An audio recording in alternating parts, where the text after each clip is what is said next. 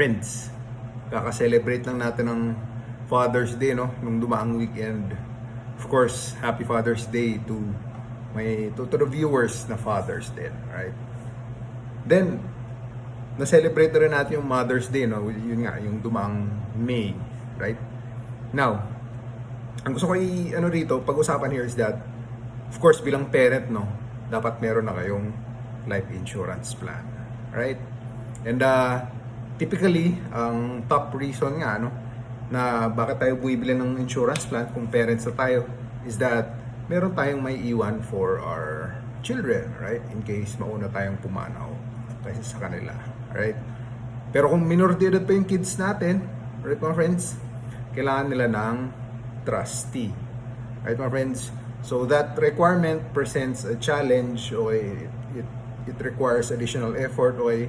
In looking for a person you trust, okay? Especially a person you really trust. Kasi we're talking about huge amounts of money here.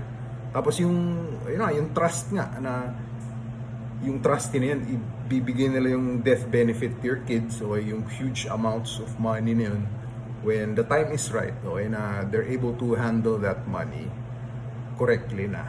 Di ba mga friends? So with that situation in kuan, or with that predicament in mind, advice ko sa inyo is to gawin yung beneficiary unang beneficiary, kasi may may parang priority kung maano ka ng beneficiary. Spouse parate, right mga friends? Kasi of course hindi na ako maghahanap ng trustee, okay? And obviously most likely sila rin yung magte-take care of the children of your children, okay?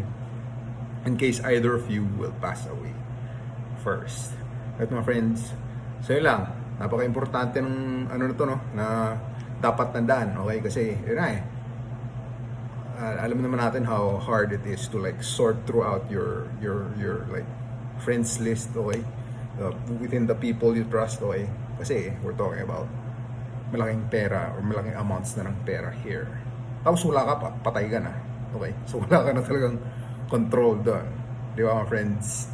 So yun lang. I hope may nalun kayo, no? I hope this was helpful. Okay? Like, comment, share, do all the things. Di ba? And of course, follow my page kung gusto nyo pa ng videos like this in your feed. Di ba? Thank you for watching, my friends, no? And see you on the next one.